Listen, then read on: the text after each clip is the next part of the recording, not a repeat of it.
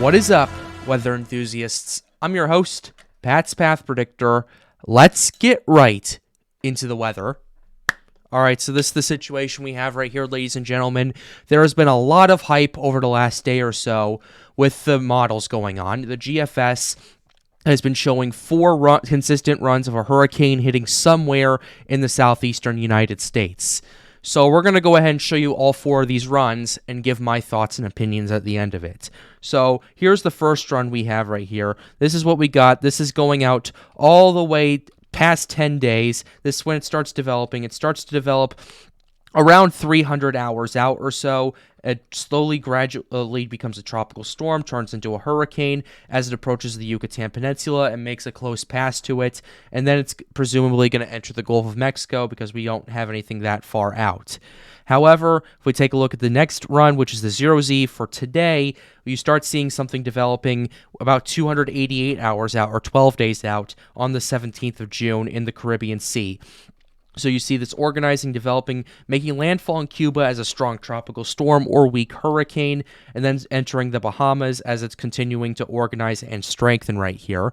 Now we're going to go ahead and go to the 6Z run, which is what this is right here. And this thing, once again, is organizing, developing in 12 days out.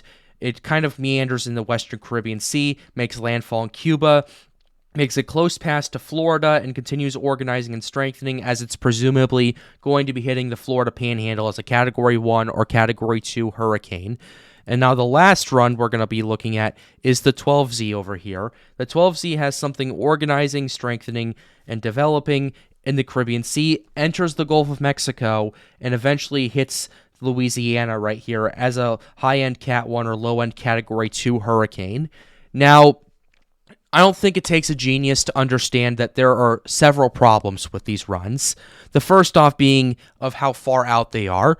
The runs depict this thing developing 11 to 12 days out so far, around the 17th of June. So stuff right there is already pretty unreliable unless other model runs start showing the same situation going on. And because this is at such an area where there's really no other models that go out that far, it's hard to verify. And with that, take every one of these GFS runs with a pinch of salt. Also, the GFS depicts some crazy scenarios during hurricane season at 300 hours out, so you should also take them with a pinch of salt. Last year, they had a May hurricane hitting somewhere in the Gulf of Mexico for several consecutive days before eventually stopping as things continued to go on.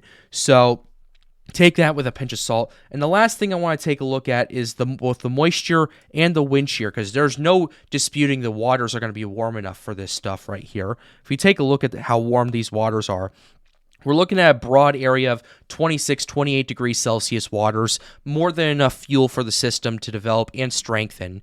But if you take a look at the wind shear this far out when this stuff starts developing, it's not great. Look at this. We're looking at wind shear of like 40 to 50 knots around the area right here. And the wind shear even worsens in the Gulf of Mexico as this thing is trying to strengthen and develop right here. And then towards the end, you see the wind shear starting to weaken in the south. But the wind shear around it it doesn't look that good. It just doesn't. That doesn't make any sense right there.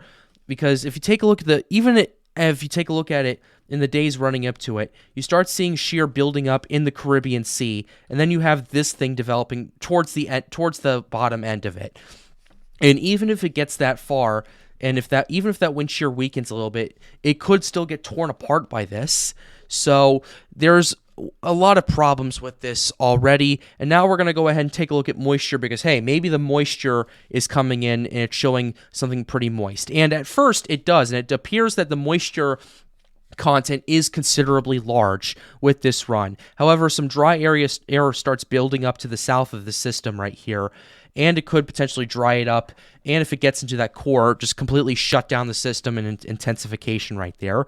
So there is some dry air kind of encompassing this. It's actually been prevalent in the last 3 runs going into this right here. It starts out a little bit good at first, but then dry air starts getting around that, and at least towards the half of it right there, which is likely going to slow development unless the outflow boundary just explodes in all directions and stops that. Even at the 6Z run, the 6Z run is interesting because if you take a look at the moisture, it starts penetrating the core as it's approaching Florida right here. So that's going to kill off a hurricane right away. So both dynamically and model-wise, this right now looks a bit unrealistic right now. So we'll continue to update you here on the Pat's Path Predictor channel, and if anything else happens, we'll let you know. But with that being said, we're going to go ahead and wrap up this video. I hope you enjoyed it. Be sure to leave a like, subscribe to the channel if you are new. Helps us out, helps us make more videos like these. The goal of this channel is to get more people engaged with weather. But with that being said, have a wonderful day, guys. Stay safe.